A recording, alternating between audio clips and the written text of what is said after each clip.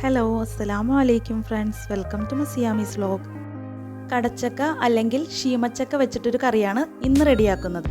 ഈ കറി റെഡിയാക്കി എടുക്കുന്നതിന് വേണ്ടി ഒരു മുറി തേങ്ങ ഗ്രേറ്റ് ചെയ്തത് ഒന്ന് ഡ്രൈ റോസ്റ്റ് ചെയ്തെടുക്കണം. അതിനുവേണ്ടി ഒരു പാൻ ഹീറ്റ് ചെയ്ത് അതിലേക്ക് തേങ്ങ ആഡ് ചെയ്ത് കൊടുക്കാം.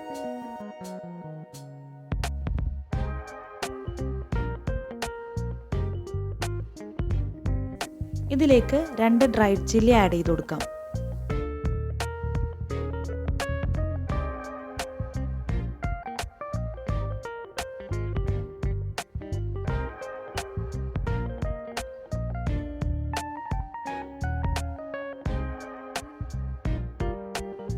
ഹാഫ് ടീസ്പൂൺ കുരുമുളക് ആഡ് ചെയ്ത് കൊടുക്കാം.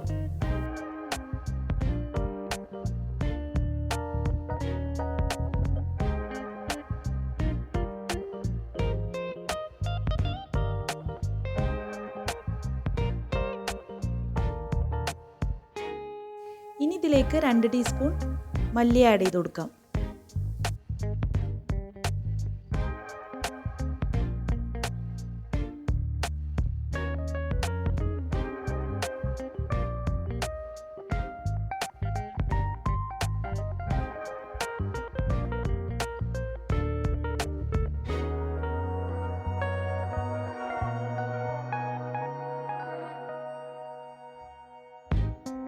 തേങ്ങ നന്നായി ചൂടായി വരുമ്പോൾ കുറച്ച് കറിവേപ്പില കൂടി ആഡ് ചെയ്ത് കൊടുക്കാം.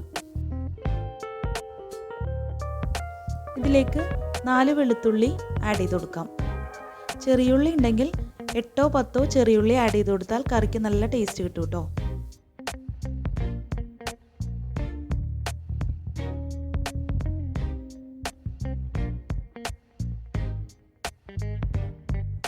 തേങ്ങ ഒന്ന് കളറ് മാറി വരുമ്പോഴേക്കും 1 ടീസ്പൂൺ വെളിച്ചെണ്ണ ആഡ് ചെയ്ത് കൊടുക്കാം.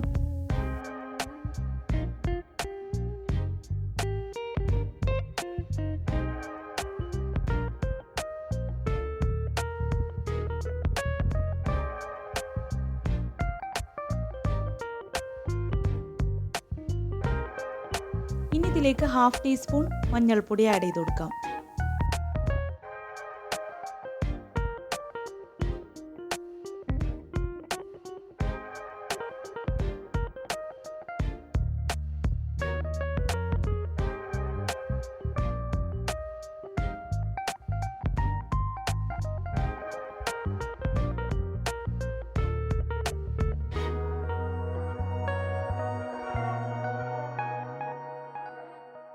ഇനി ഇതിലേക്ക് 1 teaspoon red chilli powder add ചെയ്ത് കൊടുക്കാം.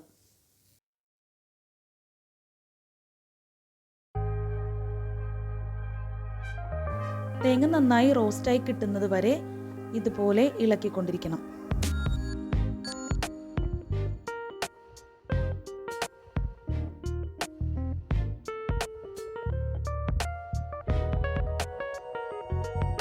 ഇപ്പോൾ തേങ്ങ നന്നായി റോസ്റ്റായി കിട്ടിയിട്ടുണ്ട്. ഈ സമയത്ത് നമുക്ക് ഫ്ലെയിം ഓഫ് ചെയ്യാം. ഇനി ഈ തേങ്ങയുടെ ചൂടാറുന്നത് വരെ ഇടയ്ക്കിടയ്ക്ക് ഇളക്കിക്കൊണ്ടിരിക്കണം. തേങ്ങ നന്നായി ചൂടാറി കിട്ടുന്നത് വരെ വെയിറ്റ് ചെയ്യാം. കടച്ചക്ക തീയൽ ഉണ്ടാക്കുന്നതിന് വേണ്ടി പകുതി കടച്ചക്കയാണ് എടുത്തിരിക്കുന്നത്. ഇതിങ്ങനെ ചെറിയ പീസായിട്ട് കട്ട് ചെയ്ത് കൊടുക്കാം. കടച്ചക്ക കട്ട് ചെയ്തിടുമ്പോൾ വെള്ളത്തിലേക്ക് തന്നെ കട്ട് ചെയ്തിടാൻ ശ്രദ്ധിക്കണം. ഇനി വേണ്ടത് ഒരു സവാള സ്ലൈസ് ചെയ്തതാണ്. കടച്ചക്ക നന്നായി കഴുകിയെടുത്ത് കുക്കറിലേക്ക് ഇട്ട് കൊടുക്കാം. ഇനി ഇതിലേക്ക് സവാള സ്ലൈസ് ചെയ്തതുകൂടി ആഡ് ചെയ്ത് കൊടുക്കാം. ഒരു പച്ചമുളക് ഇതുപോലെ സ്പ്ലിറ്റ് ചെയ്ത് ആഡ് ചെയ്ത് കൊടുക്കാം. ഇനി ഇതിലേക്ക് ആവശ്യത്തിന് ഉപ്പ് ആഡ് ചെയ്ത് കൊടുക്കാം.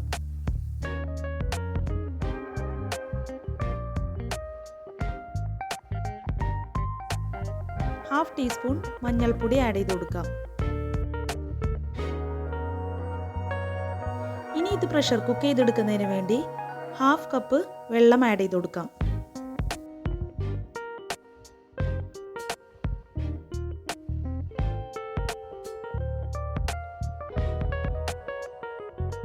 ഇനി കുക്കർ ക്ലോസ് ചെയ്ത് 3 വിസിൽ വരുന്നത് വരെ പ്രഷർ കുക്ക് ചെയ്തെടുക്കാം.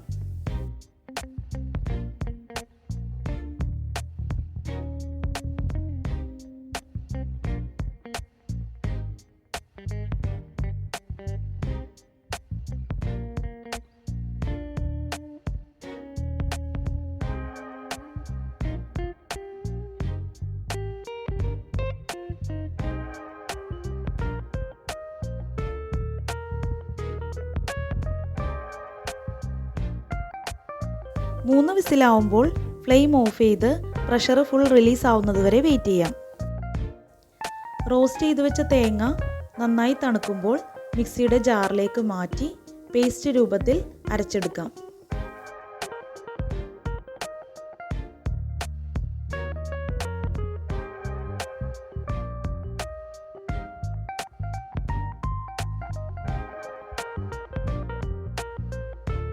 അരച്ചെടുക്കുമ്പോൾ കുറേശ്ശെ വെള്ളം ആഡ് ചെയ്ത് വേണം അരച്ചെടുക്കാൻ.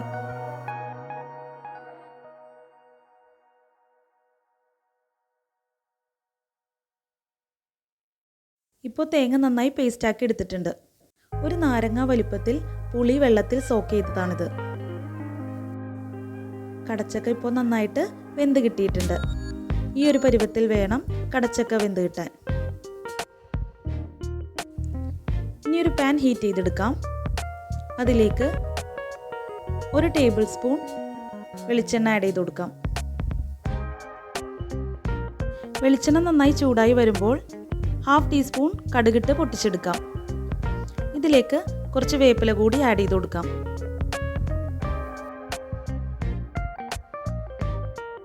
ഇനി ഇതിലേക്ക് വേവിച്ച് വെച്ചിരിക്കുന്ന കടച്ചക്ക ആഡ് ചെയ്ത് കൊടുക്കാം.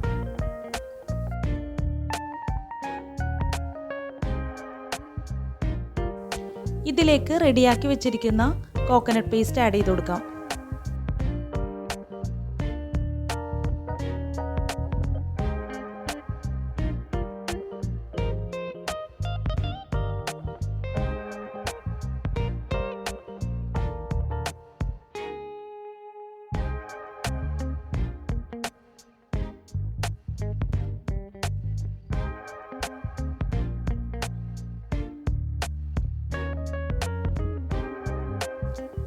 സോക്ക് ചെയ്ത് വെച്ചിരിക്കുന്ന പുളി പിഴിഞ്ഞെടുത്ത് ഇതിലേക്ക് പുളിവെള്ളം ആഡ് ചെയ്ത് കൊടുക്കാം.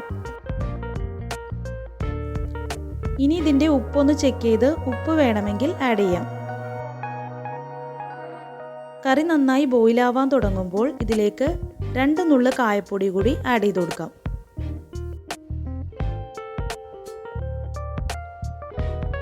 ഇനി ഇതൊന്ന് നന്നായി മിക്സ് ചെയ്ത് കൊടുക്കാം.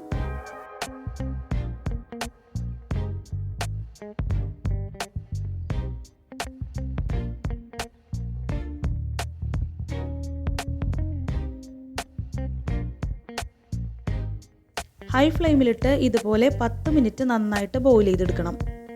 ഇടയ്ക്കിടയ്ക്ക് ഇളക്കി കൊടുക്കാൻ മറക്കരുത്. കറി നന്നായി കുറുകി വരുമ്പോൾ ലോ ഫ്ലെയിമിലിട്ട് 5 മിനിറ്റ് കൂടി കുക്ക് ചെയ്തെടുക്കണം.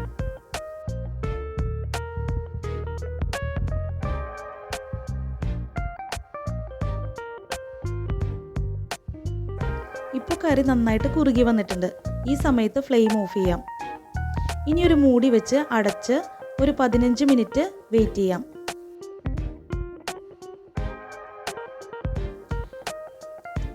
മിനിറ്റ് കഴിയുമ്പോൾ നല്ലോണം എണ്ണയൊക്കെ തെളിഞ്ഞ് കിട്ടുമ്പോൾ നമുക്കിത് സെർവ് ചെയ്യാവുന്നതാണ്. അപ്പോൾ നമ്മുടെ കടച്ചക്ക തീയലിൻ്റെ ഫൈനൽ ലുക്ക് ഇതാണ് കേട്ടോ. കടച്ചക്ക വെച്ച് ഇതുവരെ തീയൽ ഉണ്ടാക്കാത്തവർ ഒന്നുണ്ടാക്കി നോക്കണം കേട്ടോ. ഇത് കുത്തരിച്ചോറിൻ്റെ കൂടെ നല്ല ബെസ്റ്റ് കോമ്പിനേഷനാണ്. അപ്പോൾ കടച്ചക്ക തീയൽ കൂട്ടുകാർക്ക് ഇഷ്ടമായെങ്കിൽ ഒന്ന് ലൈക്ക് ചെയ്യുകയും കമൻറ്റ് ചെയ്യുകയും വേണം കേട്ടോ. പുതിയ വ്യൂവേഴ്സ് ഉണ്ടെങ്കിൽ സബ്സ്ക്രൈബ് ചെയ്യാൻ മറക്കരുതേ. സബ്സ്ക്രൈബ് ചെയ്യുമ്പോൾ ആ ബെൽ ബട്ടൺ കൂടി ഒന്ന് എനേബിൾ ചെയ്ത് വെച്ചാൽ ഞാനിടുന്ന എല്ലാ വീഡിയോസിൻ്റെയും നോട്ടിഫിക്കേഷൻസ് നിങ്ങൾക്ക് ലഭിക്കും. Thank you for watching. Assalamu alaikum.